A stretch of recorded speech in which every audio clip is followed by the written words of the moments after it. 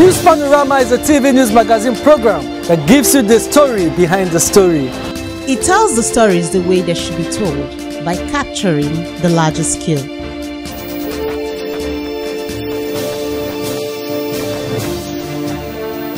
It deals with people's deep feelings on issues that, when brought to the fore, ultimately educates, informs and entertains. News Panorama. Capture the larger scale. Education is widely recognized as the foundation for a thriving society, and Nigeria is no exception.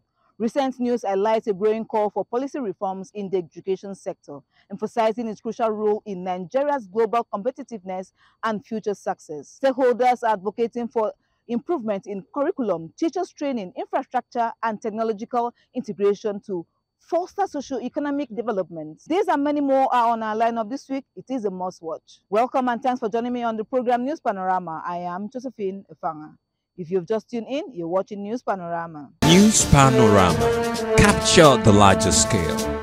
The rising cost of education continues to weigh heavily on students and their families, forcing many to abandon their studies or struggle through school with limited resources. Scholarships have become an essential tool in easing this financial burden, offering hope and opportunity for those who might otherwise be denied access to quality learning. The urgent need for more scholarship programs cannot be overstated, as they not only support individual dreams, but also strengthen the nation's future workforce. Samaro James brings details the report.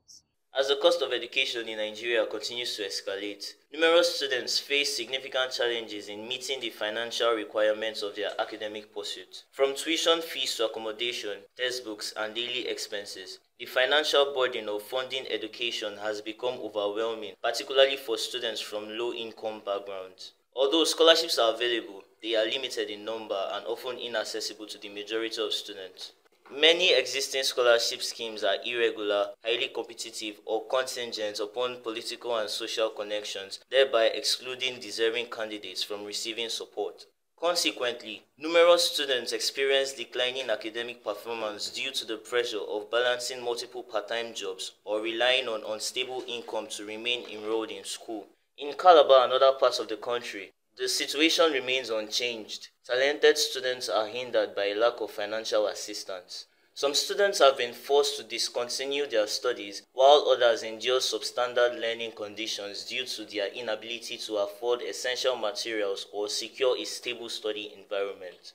Students who spoke with News Panorama revealed that their educational journey has been stressful, with many making significant sacrifices to meet school fees and other financial obligations. It's not easy though, but thank God for the journey so far. Come with stress, sleepless nights, struggle sacrifice, sleep hungry to pay dues, sleep hungry to buy textbook. You have to sacrifice it comes with a whole lot of stress. Others revealed that they were sent home due to unpaid fees, disrupting their academic progress and, in some cases, preventing them from attending school altogether. The way I've affected my school is like, when they tell her to go home, like school fees time, but she needs like, so affects me. I will not be able to come to school because of the school fees. One student recounted her unsuccessful attempt to secure a scholarship, admitting that she was not surprised, having had little confidence in the process from the outset. The scholarship did not work out, but I do not put my hope on it because definitely not everybody's money that can roll. Like, you cannot depend on somebody for your own will. And maybe it did not work out because some people reached out to them for their own purpose. And students are calling on the government and scholarship providers to increase the availability of scholarship opportunities, particularly for those enrolled in federal institutions. Please provide more scholarship. We are going through a lot. It's not every time. All this money in the country should help us, help students, especially students at the federal university. We are going through a lot. Every day bills. It's not going to federal university again. Our bills are like private now because just help us, our government. Please help us. As students continue to hope for relief, one thing remains clear: targeted, transparent, and accessible scholarships could significantly alleviate the financial burden and ensure that no student is left behind due to a lack of resources. For CRBC News Panorama, Samaro James reporting.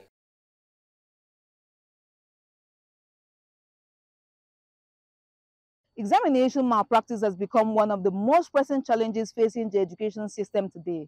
It not only weakens the integrity of assessments, but also reduces the quality of learning and the value of certificates awarded. From cheating during tests to collusion and impersonation, this unethical practice destroys fairness and produces graduates who are ill-prepared for the real-world demands. Kelechi John explores the impact of examination malpractice, the report.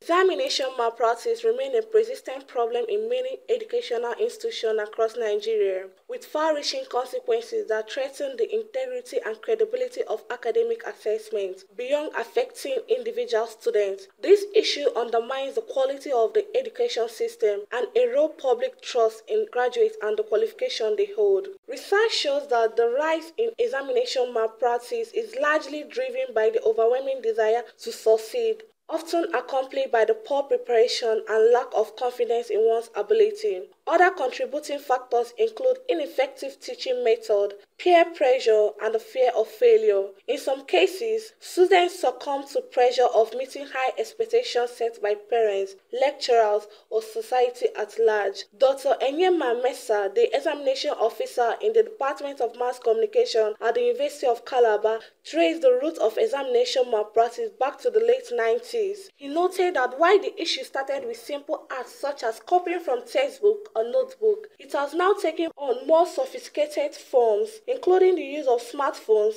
impersonation, and even artificial intelligence tools. According to him, if not urgently addressed, the practice could continue to produce graduates who lack the competent expertise of their qualification. There are so many types of exam malpractice. The most popular one is the carrying of microchips, where students will write out items from their notes and stock it in their different body parts to enter in that example. We call it XP. That's more like one of the oldest types, because as far as XP is concerned, XP was started in 1977, so we can actually trace that name back to 1977 XP. And then we also have situations where some students will smuggle out examination materials and go and write the exams outside and then bring it for the lecturer. Albeit they don't do this alone, they do it with the connivance of some very unscrupulous elements we have in the university. Meanwhile, Ms. Faith Abo, a lecturer at the University of Calabar, pointed to the decline in reading culture as one of the major causes, saying many students no longer dedicate time to study as they spend most of their house glued in their phone rather than in their books. She stressed them unless students begin to prioritize learning over shortcuts, the problem will worsen. Reading culture has dropped drastically. It has dropped drastically in such a way that people prefer to just, instead of even, especially with the coming of digital gadgets and platforms. Although digital platforms, gadgets, they make life easy, but somehow it has truncated the level of reading culture among students. Most people prefer that instead of taking their time to read, they prefer to be with their gadgets or something and then while away time. So instead of taking their time to read, they prefer to go about doing their social life and instead of sitting down to read. Because these days you see students interested in trying to make money. Sometimes the pressure comes from their parents insisting on them fending for themselves. So instead of going to read, students will prefer to be doing other things, trying to source for money. Parents don't even have time to even guide their children anymore to go and study. So poor culture reading, people getting too busy with other things and facing other distractions instead of paying attention to read. Other correspondents expressed concern over the growing reliance on artificial intelligence tools and microchips to cheat during examination. They warn that this trend produces graduates who are unable to defend their degree or apply what they have supposedly learned. Examination malpractice has caused a lot of havoc in the sense that students now relax, they rely on microchips and they tend to use their phones and they really don't have any ability to think on their own or to think outside the box. That when a question is asked outside of what is the normal question, like what requires them to think. We don't find pleasure again reading, we don't discover all what we know is we are going to sort past, no need for reading, all those stuff. Anybody that reads, we see those people as gone. So as a youth like me, I always advise others should read, not really rely on malpractice. Others suggested that schools and institutions should begin to recognize and reward students who genuinely work hard. They believe that doing so will motivate others to embrace a culture of discipline and academic honesty. There should be a reward system, genuine reward system to encourage the reading culture, students who are doing well, not students who are cutting corners. When people go for essay competitions, we should have sponsors, people who can give good incentives. It can be in form of a very good scholarship. You can help the parents of the winner with monetary funds. That will encourage students to want to pay attention. Examination malpractice is a complex issue with no single solution. However, by acknowledging its root cause and take deliberate steps, such as improving teaching method, fostering a reading culture, enforcing strict regularization, and rewarding academic honesty, schools can begin to rebuild trust and promote true learning. For CRBC News Panorama, Kelechi John reporting. Sanitation is one of the crucial aspects of a healthy learning environment. Yet the condition of hostel toilets at the University of Calabar is a far cry from the standard. Despite the Cross River State government's monthly sanitation exercise, students continue to endure dirty, damaged and poorly maintained facilities, which are detrimental to their health and overall well-being. The unsanitary facilities not only threaten their health, but also strip them of their dignity, prompting urgent calls for intervention. Favor Ode brings more details, the report. Sanitation is a basic necessity for healthy living. It involves the safe disposal of human waste, access to clean water, and hygienic conditions to help prevent diseases. In schools and higher institutions, especially universities, proper sanitation is not just about cleanliness. It plays a role in helping students stay healthy, focused, and comfortable in their learning environment. A clean toilet, functioning drainage system, and regular waste disposal are things every student should be able to rely on. However, this is far from the reality at the University of Calabar, where many hostel toilets has fallen into a shocking state of neglect, despite the Cross River State government's strong emphasis on sanitation across communities. Students living in the university hostels say they face unsanitary toilet conditions daily. Some students share that most rooms in the hostel are shared by 4 to 6 people, and all are forced to depend on just a few working toilets. In some cases, more than 60 students rely on just 2 to 3 toilets with broken doors and toilets that hardly flush. Most students now use plastic buckets or nearby bushes to relieve themselves. Nowadays, students in the hostel are not treating like random sicknesses that are like malaria, typhoid, fever, etc. They are constantly treating diarrhea, yeast infection, UTI, etc. This condition is not favorable to the students at all. The management should do something about the ugly situation. Another respondent said the poor hygiene situation is already showing serious health consequences. Students are frequently falling ill with infections such as urinary tract infection, diarrhea, and skin condition, all of which are linked to dirty toilet areas and poor sanitation. School management should provide adequate sanitation equipment for sanitation to be held every month, twice or 3 times every month. And in case of the female students there, they should try and clean up the school environment, more especially their toilets, to avoid infections. They also pointed out that women, in particular, suffer the most in such conditions. Without privacy or access to clean facilities, managing menstrual hygiene becomes stressful and sometimes unsafe experience. Okay, we are calling on the university management to look into this matter, because to make sure that the hostels are always clean and tidy, especially for the female Malpractice or students who are using it, because they can easily get infected by this. So it will be very, very essential if they look into this matter to prevent some health conditions and complications. Students believe that fixing this problem will require more than just occasional cleaning. They are calling for proper renovation of toilet blocks, steady funding to maintain hostel facilities, hygiene education for students, and a better system for regular cleaning and supervision. If education is truly the key to a better future, then providing students with clean, safe spaces to live and learn is a responsibility that cannot be ignored. For CRBC News Panorama, Favor Ude reporting.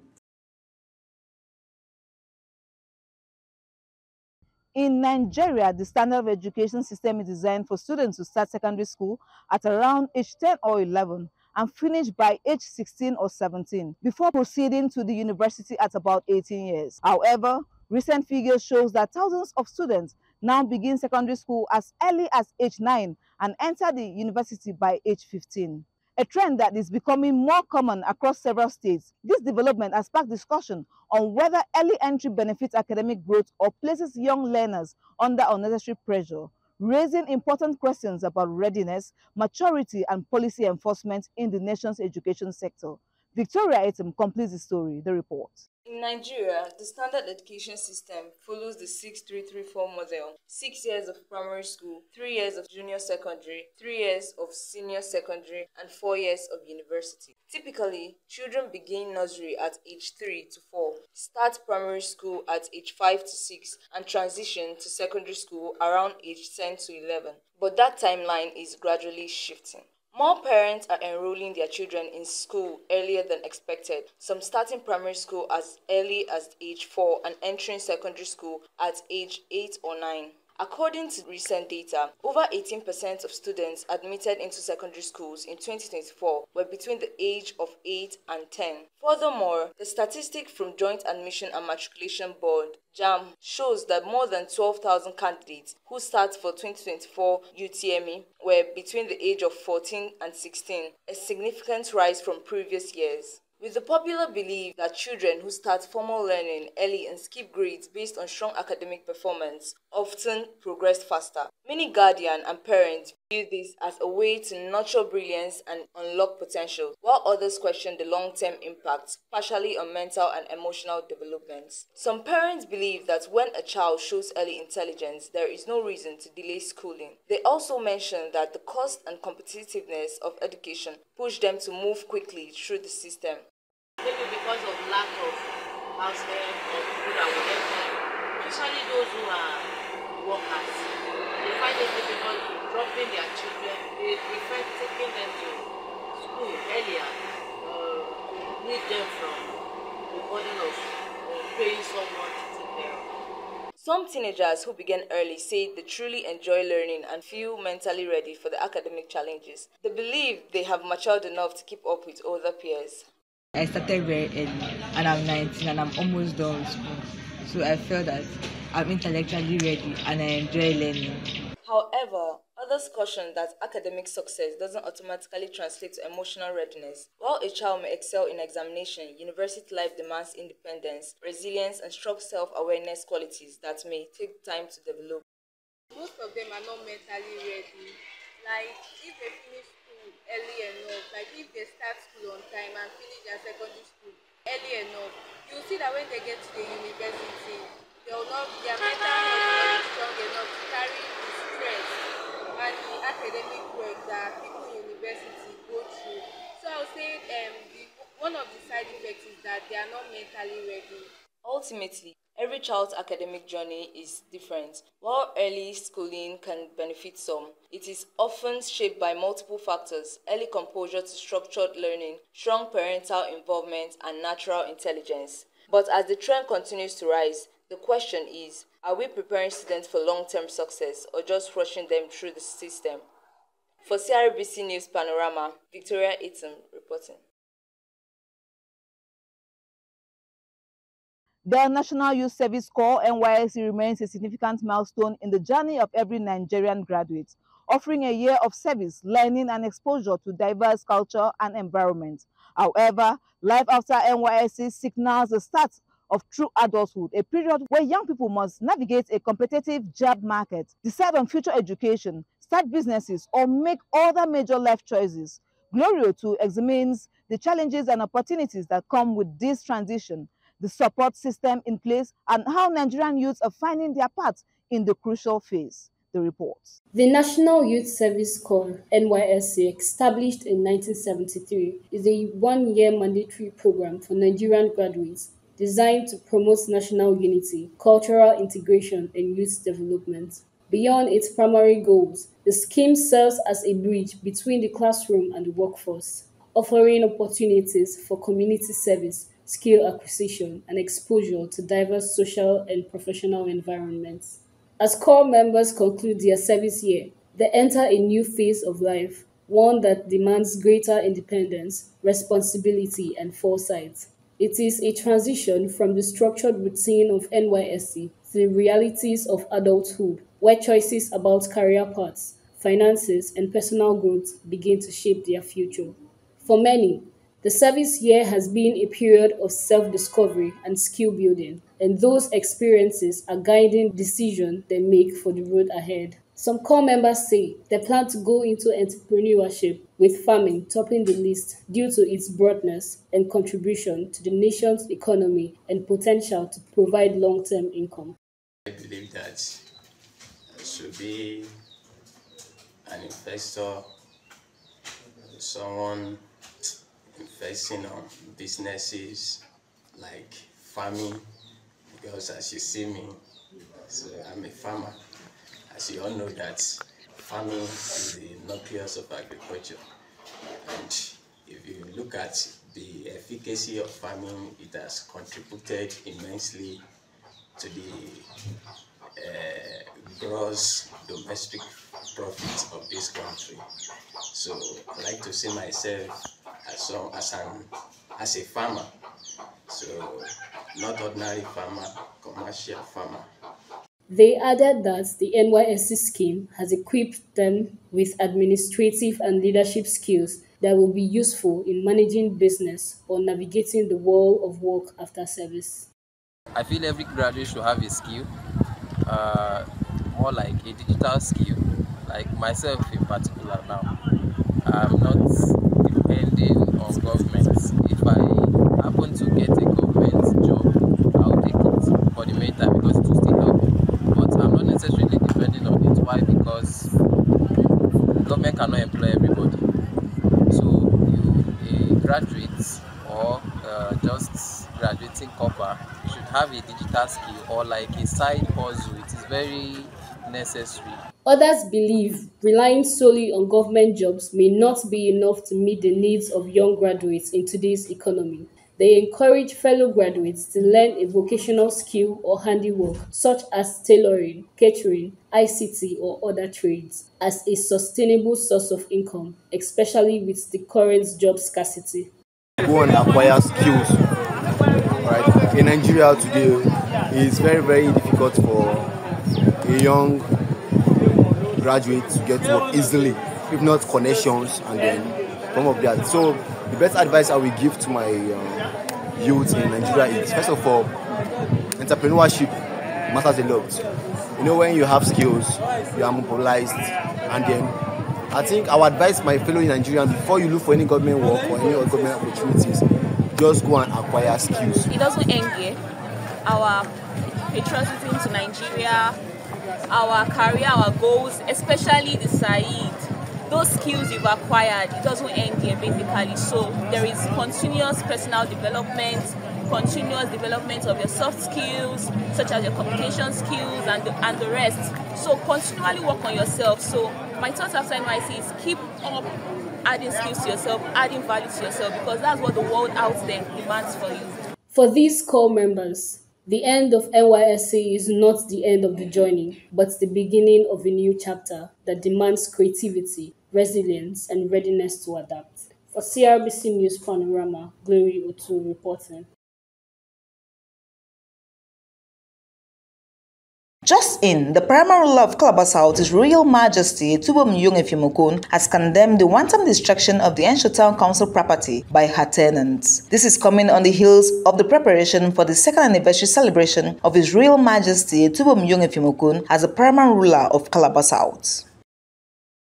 The paramount ruler of Calabar South, His Royal Majesty Etubum Nyong'Effium Okun, has frowned at the vandalism of the leased-out property of the council to Reverend Mrs. Elizabeth Ekoma. His Royal Majesty Etubum Nyong'Effium Okun disclosed these at the joint council meeting with the Henshaw Town Council and some traditional rulers at his palace. The meeting, which discussed the upcoming anniversary of His Royal Majesty Etubum Nyong'Effium Okun, proposed to use the site as the venue for that event.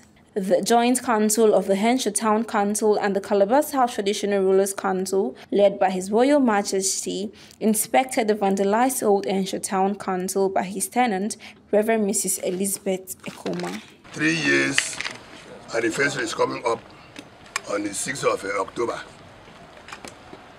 2025. And this is the venue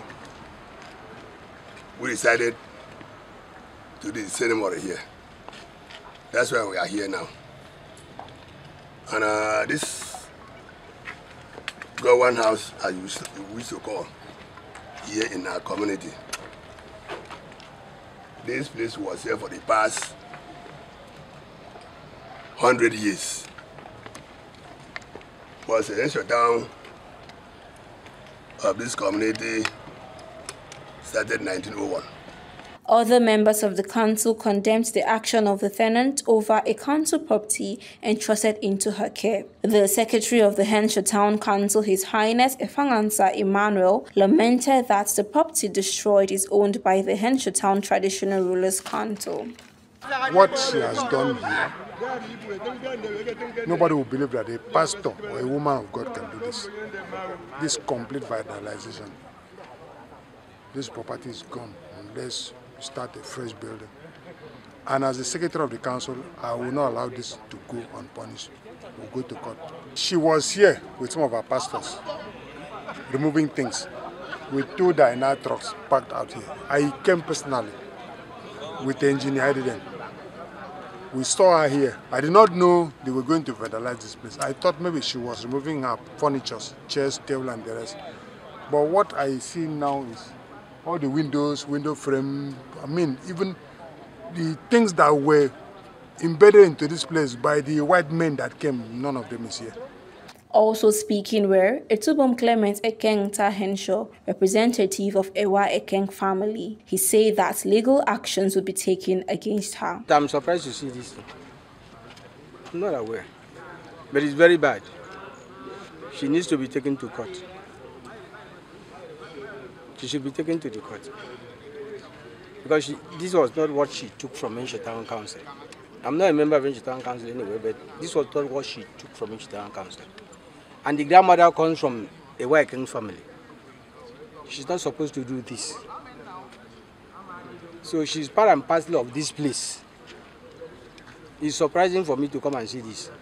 For CRBC News Panorama, I am Ifeoluwa Ikpe Ita. That is all we have on our lineup this week. We hope to be back same time next week. Do keep updated with us. I am Josephine Efanga. For updates and engagement, follow us on our official social media platforms. Facebook at CRBC, X formerly Twitter, Instagram and TikTok at CRBC Online, YouTube at CRBC New Media, WhatsApp on 090-377-8747. Again, 090-377-87474. We look forward to connecting with you.